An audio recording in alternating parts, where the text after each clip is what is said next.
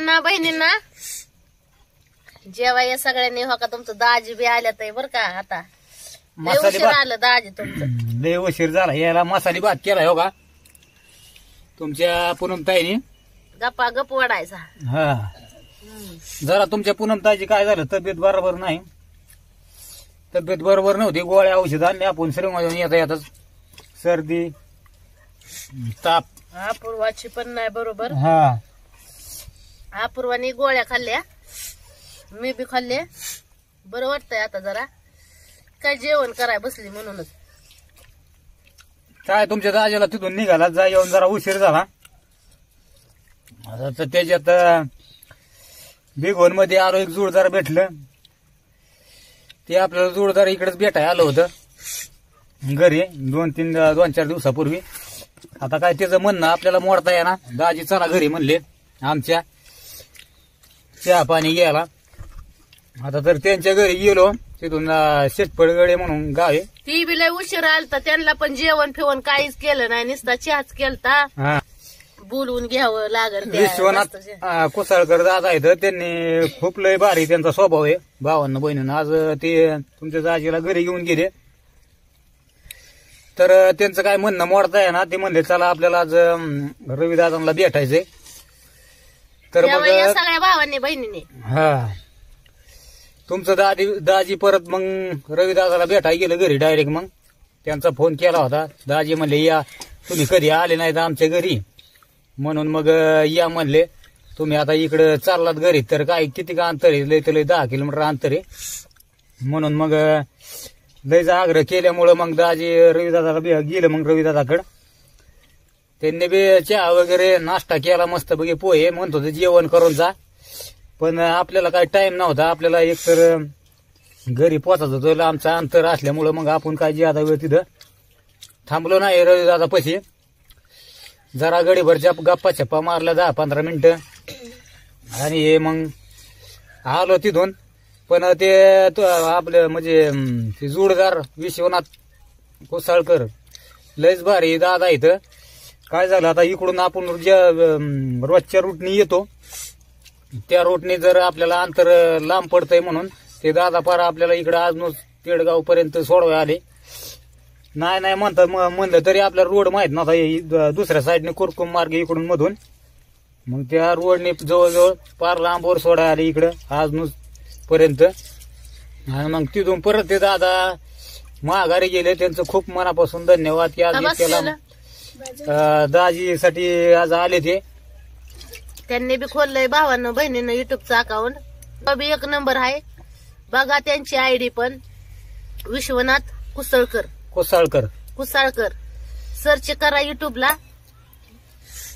बघा त्यांचे व्हिडिओ पण आवडलं तर लाईक करा शेअर करा कारण कसं आहे ते दादा लय गरीब आहेत लय मस्त स्वभाव आहे भावांना बहिणीनं तुमच्या दाजीला पण त्यांचा स्वभाव आवडला खूप लय भारी आहे आता ते कसं आहे मिस्त्री आपल्या गवंडी काम करतात चांगलं आहे त्यांच्या घरी बी बरं आहे म्हणायचं जीवनात येऊन आहे ना माणूस किती पैसा धन दौलत असू द्या काही नाही सांगत माणूस की 1 नंबर पाहिजे माणसापाशी आणि स्वभाव चांगला पाहिजे माणसाचा नाही तर लय ठिकाणी पैसा आणि माणसाला नाही किंमत द्यायची ह्यात काय अर्थ नाही त्या दादांना भेटून खरंच लय भारी वाटलं बरं का दाजीला आपल्याला त्या दादांनी अजिबात सोडलं नाही पार आपल्या बाउंड्री पर्यंत आणून सोडलं पार श्रीगोंद्याच्या बाउंड्री पर्यंत कारण त्या मार्गे आपल्याला काय रोड माहित नव्हता दाजी म्हणला चला तुम्हाला इकडून रस्ता दाखवतो मी तुम्ही परत आलेल्या मार्गे जाऊ नका तुम्हाला लय उशीर होईल पार म्हणून मग आपण त्यांच्या बरोबर दुसऱ्या मार्गाने मग इकडे पोच झालो तरी बी श्रीगोंद्यात यायला आपल्याला टाइम झाला यायला कारण रविदादाकडे त्या दादांकडे थांबायला तिकडे वेळ लागलाच ना मग कारण तुमचं दाजी बिघोन मध्ये 2-2.5 वाजले आपल्याला तिथं यायलाच आणि तिथून मग त्या विश्वनाथ दादाकड परत रविदादाकड इकडे तिकडे फिरता तिथंच टाइम झाला आपल्याला 4-4:30 वाजता आल्या पार तिथंच आणि मधून रोड काय जवळच 1 तास 1.25 तासात तर दाजी श्रीगोंद्यात पोहोचले पार पाहत होता बेतात आज मस्त पैकी.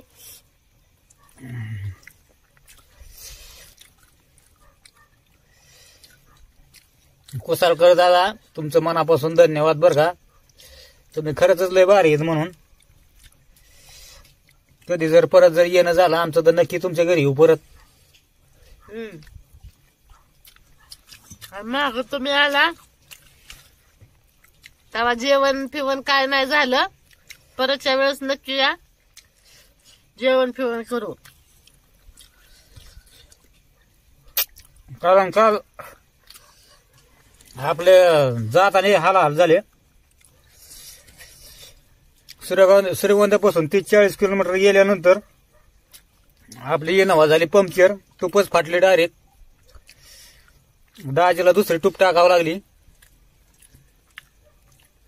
परत हाय रोडला भिगवण जवळ गेल्यावर परत गाडी पंक्चर झाली. म्हणजे आमचं जाता जाता 2 तास लेट झालो आम्ही जातानेच. आणि मग जाऊस तर करूस तर पार आधार पडला तिथं सासरवाडीत. आणि मग सासरवाडीत आधार पडल्यावर मग यायला बी धाडा लागा ना. का तर जर रात्रीची वेळ येताना जर काय जर परत जर गोठाळा झाला, कारण आपल्या इनोवाचा काय झाला टायर पार गेलेला आहे. जवळजवळ 3.5 वर्ष झालं टायर आहे गाडीला टाकलेलं घेऊन. त्याच्यामुळं टायर पार गोठा झाला. इनोवाला काय म्हणायला आपल्याला काहीच म्हणायला ही नाही. कारण कसं आहे, आणि आपली इनोवा कसं आहे लय फिरती गाडी. आता हिचा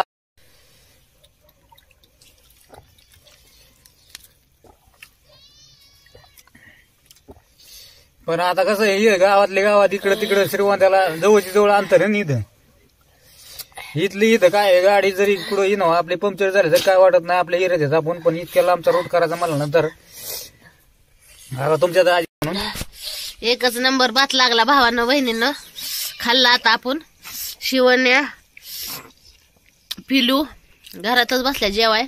अपूर्वा जेवत होती इथंच, गेली जीवन. आपण बसलो इथंच बाहेर. लय तोंडावर पाळलं, तिखट लागलं लय.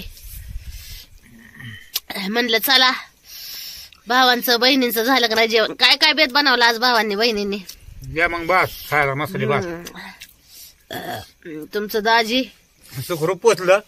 निवांत आल्यात घरी. आता जेवण फिवण करतात आणि झोपून निवांत मस्त पैकी. कारण आज लय राऊंड हाणला तुमच्या दाजीने लांबवर. दमला असत्याला आता गाडी चालवून चालवून. मग काय एकट्या माणसाला नाही अडचणीत गाडीवर यायला. लोड काय तुमच्या दाजीचं किती बोजा येत छटकभर. त्याच्यामुळे मोकळीच गाडी पळती चिमणीवाणी. पण 2 जण लोड दिला गाडीवर तर मग काय एखादबारला सांगता येत नाही गाडी पंक्चर कुठं होईन कुठं काय. देऊ का भात. नाही बस आता भरपूर भात खाल्लाय मस्त पैकी. मे बी वाढला चांगला तुमच्या पूनमताईने. मसाले भात तिखट होता, हरपाळलं तोंड. आणि त्याच्यात काय झालंय ही काय म्हणतात जिबीला जरा गर आल्यावर झाल्यात, त्याच्यामुळे तिखट लागतंय. नाही तर नाही लागत तिखट. त्यावेळेस तुमची पूनमताई जाम झोपली ते तापाचा. आव्याला गोळ्या दिल्या तेव्हा आता बरं आहे तिला. मेडिकल मधनं आणल्या होत्या तुमच्या दाजींनी गोळ्या थंडी तापाच्या. खाल्ल्या बरं वाटलं. आता काही जेवण केलं नाही तर जेवणाची सकट अपेक्षा नव्हती. लय वातावरणच बेकार आहे भावांना बहिणीनं, त्याच्यामुळेच होतंय. अहो सकाळी निघताना सासरवाडीत पाऊस चालू झाला म्हणा. आईला म्हणलं आता वातावरण नाही पावसाचं नाही काय नाही हुशार पाऊस पडायला लागला तिथं. आता म्हणलं काय अशीच आज बी काय गोठाळ होतं काय जायचं. चुलीपाशी शेकत चाललंय जेवण भावांना बहिणींना. शेकत कुणाला आवडतं शेकत जेवण करायला. हा चुलीपाशी शेकत आल्या गेलो वर पाणी फिने. तुमच्या पूनमताईनं दिवसभर मारलंच होतं पण जरा लक्ष दिलं. परत एकदा वाफ सगळं फुल भरलं. जाणार होते मी 4-5 वाजता, पण मला थंड वाजून आलते, मला जाऊच वाटलं नाही वर, मी म्हणून गेलीच नाही. मारलं होतं मी पाणी सकाळी, हा. एवढं थंडी ताप रात्री येत होता तरी सकाळी जाऊन मारलं होतं मी पाणी असं होय. 6 वाजताच. एवढं गार लागत होतं तरी त्याच्यात त्या वाट्यात पाय सकट ठेवू वाटत नव्हता मला. आता काय 2-4 दिवसाचं पाणी सारखं त्याच्यात म्हणल्यानंतर मग ते पार बर्फावणीच पाणी होणार ना. हा, गार पाणी. त्या एका 2 वाफ्यात तर पाणीच राहत नाही, त्याला आता एका करू वाफ्यात तर आपण, काहीच राहत नाही त्या एका वाफ्यात. त्याचा बंदोबस्त करू आपण उद्याच्याला. काय करता त्याला कडणी आहे ना, जरा माल चढतो परत, वारंबा जास्त उच करतो. इकडं मोरच्या साईडनं आला त्यो, मागच्या साईडच्या त्या ह्याच्यात. ते मग त्याला काय करतो, जरा सिमेंट आहे ना, सिमेंट त्याच्यात टाकतो. जरा सिमेंट टाकलं ना की ती पॅक होईल, मग पाणी जाणारच नाही पलीकडे. पाणीच राहत नाही त्या वाफ्यात. त्या पलीकडच्या कडे ना आधी जरा माल कच्चा आपण केलेला आहे ना त्यांनी, मग त्याला काय झालं, पाणी सारं त्यातून जातं ना गळत. त्याला सिमेंट असं हात टाकलं ना जरा थोडं थोडं त्याच्यावर, ते सिमेंटाने लगेच पॅक होईल, ती पाणी जाणार नाही पलीकडे. फक्त अलीकडे जाऊन वाफ्याचा बंदोबस्त करायचा, जरा उच वारंबा केला ना थोडा, मग पाणी कडपर्यंत राहील. आमच्या भावांचं बहिणींचं झालं का नाही जेवण? आज काय काय बेत खाल्ला सगळ्यांनी? का तुमचं दाजी तर बसल्यात बाया चुली बरोबर शेकत शेकत जेवत्यात. या झालंय आता तुमच्या दाजींचं पण जेवण. का केला होता मसाले भात. का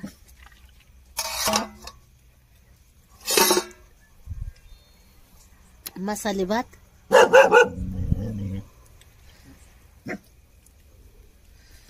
कुणा कुणाला आवडतो मसाले भात. चला भावांनो बहिणींनो, घ्या मग सगळ्यांनी आपापली काळजी. भेटू मग पुढच्या व्हिडिओ मध्ये, पुढच्या व्हिडिओ मध्ये. आणि नवीन वर्षाच्या सगळ्यांना शुभेच्छा. कारण आता 2 दिवस झाले चालू झाले नवीन वर्ष. हार्दिक हार्दिक शुभेच्छा. हार्दिक हार्दिक शुभेच्छा. नवीन वर्षात असाच तुमच्या पूनमताईला दाजीला सगळ्यांचा सपोर्ट राहू द्या भावांना बहिणींना. असं म्हणजे 2021 मध्ये जसा सपोर्ट तुम्ही केला पूनमताईला दाजीला, तसाच 2022 मध्ये करा. चला घ्या काळजी मग सगळ्यांनी. सगळ्यांना बाय बाय. भेटू पुढच्या व्हिडिओ मध्ये. Bye bye, good night. भेटू मग उद्याच्याला व्हिडिओ मध्ये. आणि तुमच्या पूनमताईचं तर काय रोजचे रोज व्हिडिओ तुम्हाला येतच राहणार, दाजीचं पण येतच राहणार, त्यात तर काय अडचणच नाही. घ्या मग सगळ्यांनी आपापली काळजी. मस्त पैकी बेत खा आणि निवांत आराम करा. हा, बाय बाय. Bye bye.